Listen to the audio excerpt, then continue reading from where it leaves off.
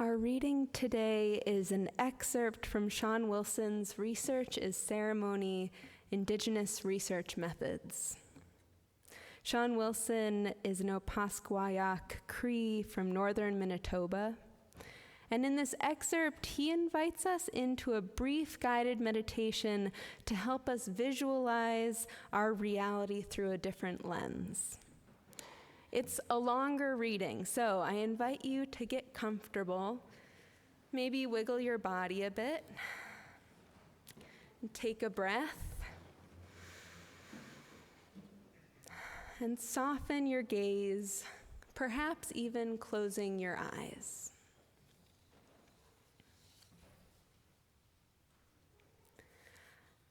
Imagine that you are a single point of light. Not like a light bulb or even a star, but an infinitely small, intense point of light in an area of otherwise total darkness or void.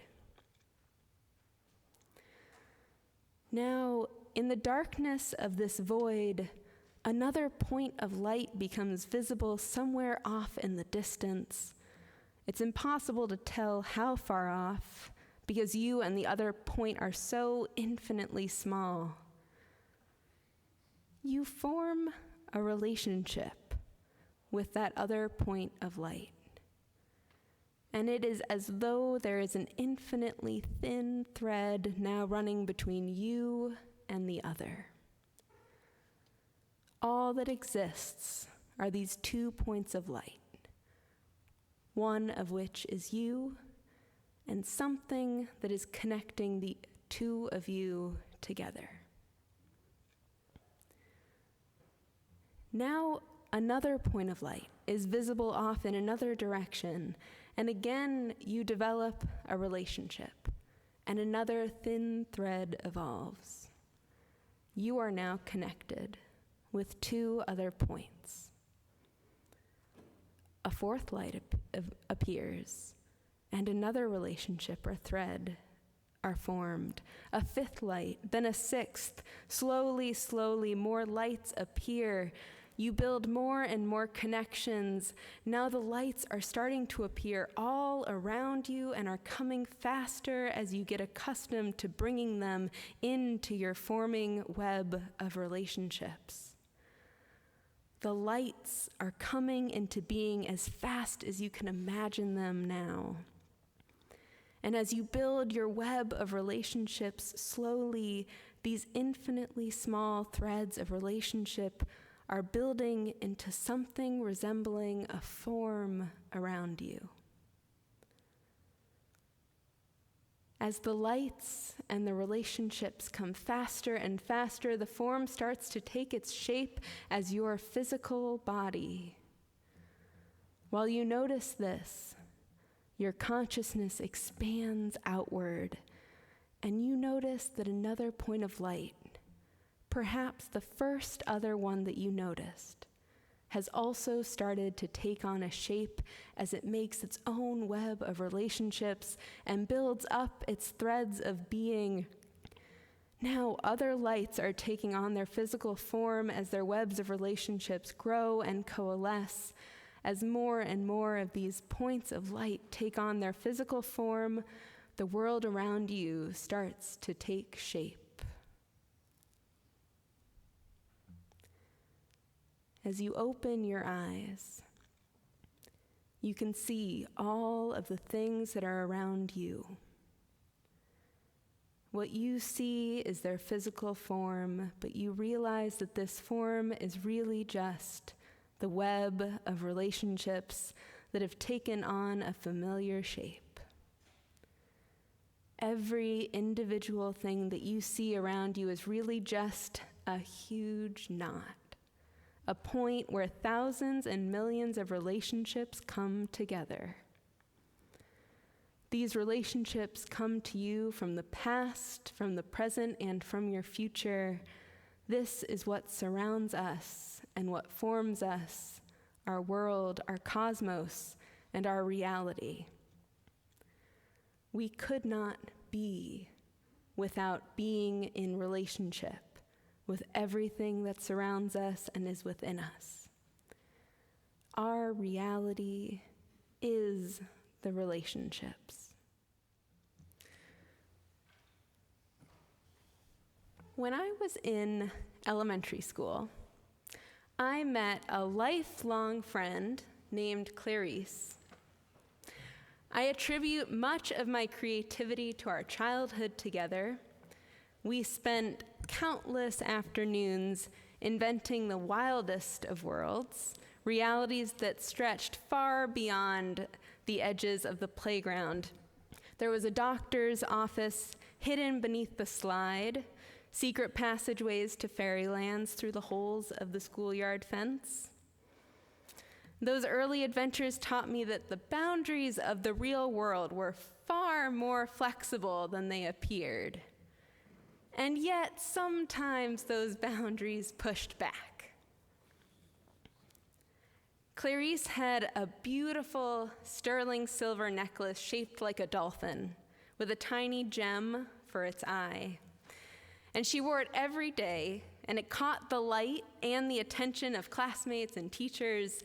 And over time, this necklace began to take on a world of its own. One day at recess, Clarice shared its secret. At night, she said, the gem would glow. And if she held it and closed her eyes, she'd be transported to a beach in California where she would receive surfing lessons before returning home in time to sleep a little before school. Now, I didn't have much of a problem with this story. In fact, I thought it was wonderful. But as often happens in childhood, we soon encountered a boundary, a moment where imagination and consensus collided. One of our classmates firmly responded, "This isn't real. That never really happened." Faced with that boundary of reality, Clarice did what many of us do at that age. She pushed back. How far can it go? But of course, there are limits to how far a story can go when it involves coast-to-coast travel for midnight surfing lessons through a magical necklace. The lesson: there is a time for myth. And there's a time for truth. We needed to learn that distinction. But what stayed with me wasn't Clarice's story itself, though clearly that stayed. It was our classmates' reaction. It wasn't playful disbelief, "Oh, Clarice, you and your wild imagination." It was something firmer, more urgent. I need everyone here to agree that this is outside the realm of reality. And I think that moment, looking back on it, revealed something really deeply human, our yearning for a shared truth. We want to know what's real. And once we've decided, we want others to agree. It makes us feel safe, perhaps. It gives us a sense of order, certainly a sense of belonging, a shared reality. But that same impulse, the need for consensus around what counts as real, also shows how fragile our truths can be and how easily they can become tools of exclusion. Looking back, I think that playground lesson foreshadowed what I've spent much of my adult life trying to understand: how we inherit stories, how we live inside myths, and how we can choose to tell truths that expand rather than confine our vision of the world. And so, as we turn towards today's reflection of truth-telling in a culture of lies, I find myself returning to that childhood question: how do we know what's real, what's true? because we live in what is being called by some in a post-truth era, an age of misinformation, deep fakes, political gaslighting. I find myself having to check in the comments after seeing a funny video to see if someone calls out that it's AI, because I actually sometimes can't tell now. But the truth is, our culture has always had a complicated relationship with truth. The United States was founded on stories, myths that were never quite true. Stories of discovery instead of invasion, stories of civilization instead of genocide, stories of freedom that excluded most of the world's people. And for generations, we've told and retold those stories until they've hardened into what historian Roxanne Dunbar Ortiz calls the consensual national narrative.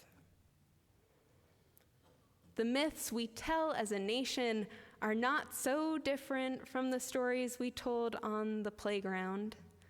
They create meaning and belonging and identity.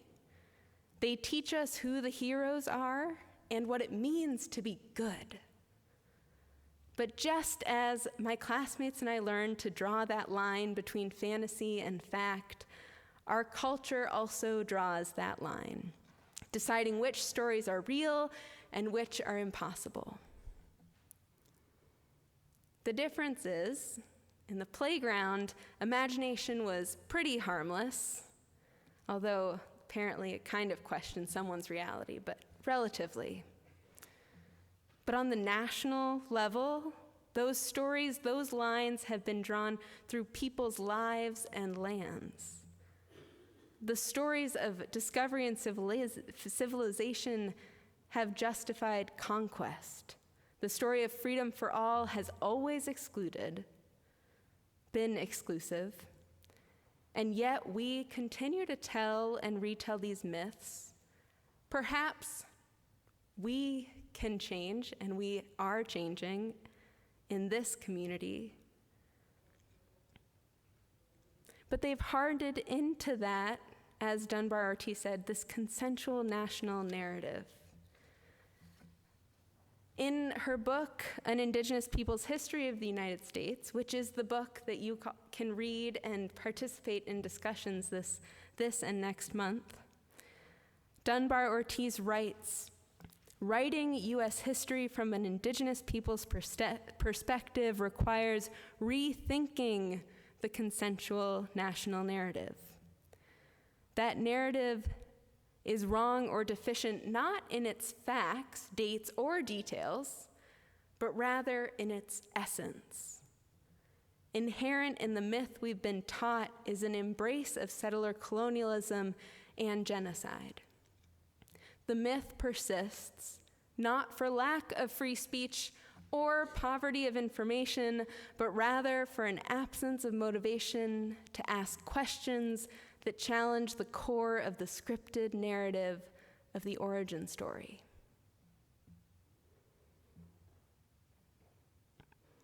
That absence of motivation, the unwillingness to ask who benefits from the story, risks keeping the myth alive.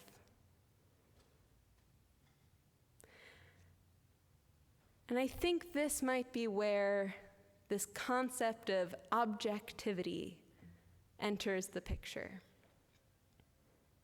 What is it that we consider objective truth?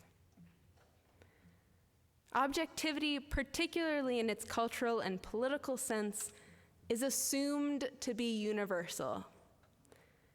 To say that we are neutral or objective is often to say that our perspective is the default, that the harm done to others is secondary, that we are somehow above or outside of history. Does this sound familiar to some of the lies we've been hearing? The very claim of objectivity becomes a shield against accountability. And yet, as Sean Wilson reminds us in Research is Ceremony, reality itself is relational. We are made up of all of those lines of light between those dots in the vast darkness. There is no view from nowhere. Every truth is situated in relationship to place, to story, to history, to community. To claim neutrality is to deny those relationships, to pretend that truth exists in isolation. That doesn't mean that facts don't matter, though. Facts are sacred in their own sense. Evidence, science, and reason are all vital ways of discerning what is real. But they're not the whole truth alone. Because without relationship, without context, memory, they can become instruments of distortion rather than understanding. Now, there is an elephant in the room, and I offer that as a metaphorical truth, so no need to look around. Wow, that was good. I almost took that out. Good. It's hard to discuss dismantling our ideas of objectivity without acknowledging the ways our country is being harmed when leadership ignores evidence that most of us would point to as clear, verifiable truth. Antifa is not waging war in Portland. Peer-reviewed scientific studies, research that keeps us healthier and safer, should not be replaced by opinion pieces or political spin. There is safety in being in the presence of reality, in naming what is real. And yet there is also discomfort, because seeing clearly requires us to confront also the myths we've inherited and the lies that sometimes we continue to uphold to help maintain the power structure we live in. Just as I learned from Clarice that imagination could expand what we believe is possible, I also learned that truth, real, grounded truth, is shaped by who we listen to and what stories we honor.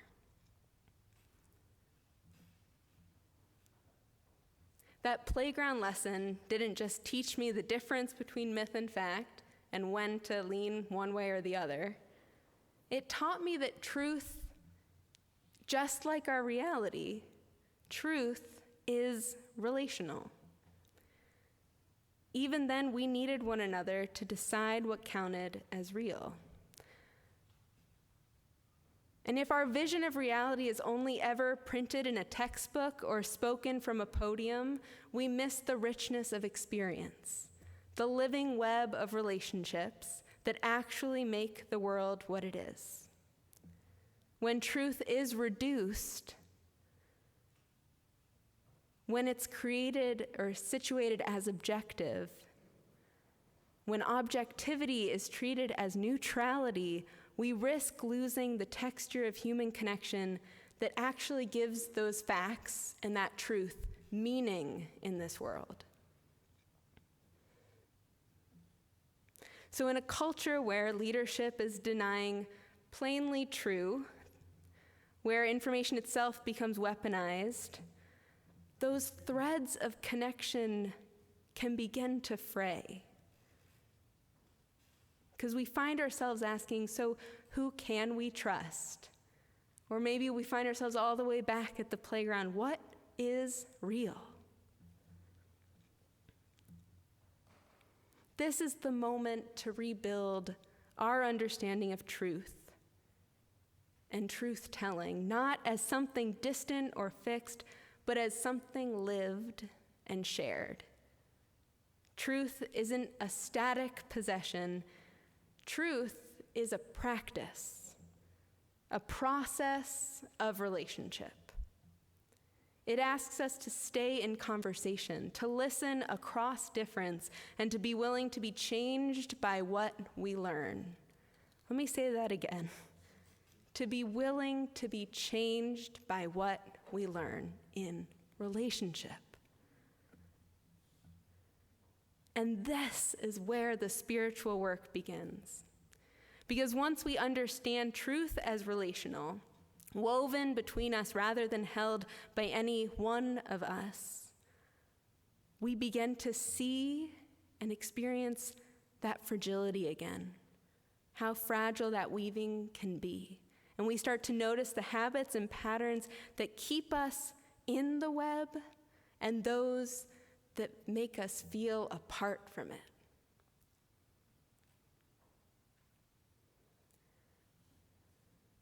So what contributes to that understanding of truth? Well, this is the big reveal. This is the third and final of a sermon series that I've been working on. You may remember that in August, I preached a perfect sermon. I spoke about how perfectionism can feel like a badge of honor, but at its core, a fear of failure. And drawing on the work of Tema Okun, I described perfectionism as the conditioned belief and attitude that we can be perfect based on a standard or set of rules that we did not create and that we are led to believe will prove our value. Perfectionism, like objectivity, tempts us with the illusion of control. If I can just get this right, then I'll belong. It pulls us out of relationship, that isolates us from the messiness of truth, from the interdependence that makes reality and repair exist. So that was the first of this series. The second was the sermon I preached in September, an urgent call to wholeness. Because urgency often works in the same way. We explored how the constant demand to act quickly can distort our vision of what really matters.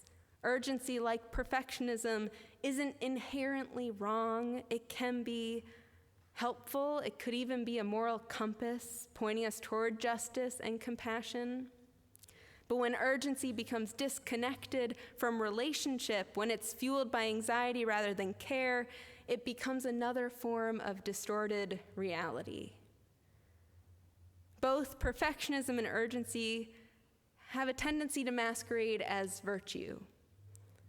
But when they operate apart from relationship, they reinforce this illusion of objectivity, the belief that truth exists in isolation and can be known from a distance. When we bring perfectionism and urgency into dialogue with truth-telling, the connections become even clearer. Both can distort perception. Perfectionism asks us to adhere to impossible ideals. Urgency pushes us to act before we fully understand our relational responsibilities.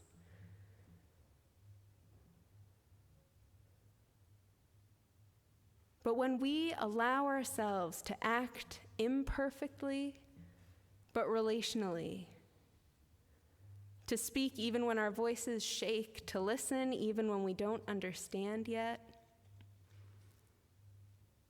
when we allow ourselves to slow down in response to the push to move forward, to ask, who else am I doing this with? What are other people saying? How can I connect before we move together? This is what it means to practice what we'll call relational integrity. To tell the truth not from nowhere, but from somewhere. Not from certainty, but from connection.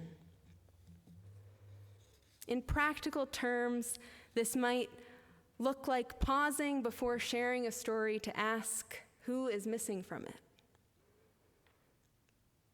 It might mean slowing down before responding to a crisis to determine what relationships need tending first in order to fully respond. It may look like acting imperfectly but in good faith, remembering that no single perspective is complete.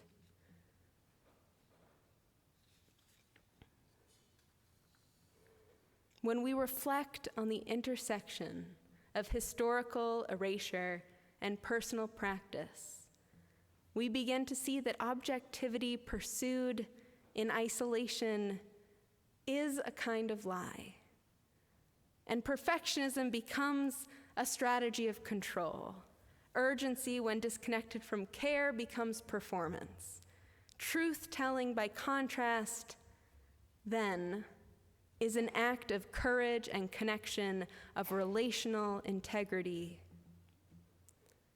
Friends, our task is not to perfect the truth or to rush towards certainty. Our task is to live it, to tell it in community, to hold it with humility, to let it change us.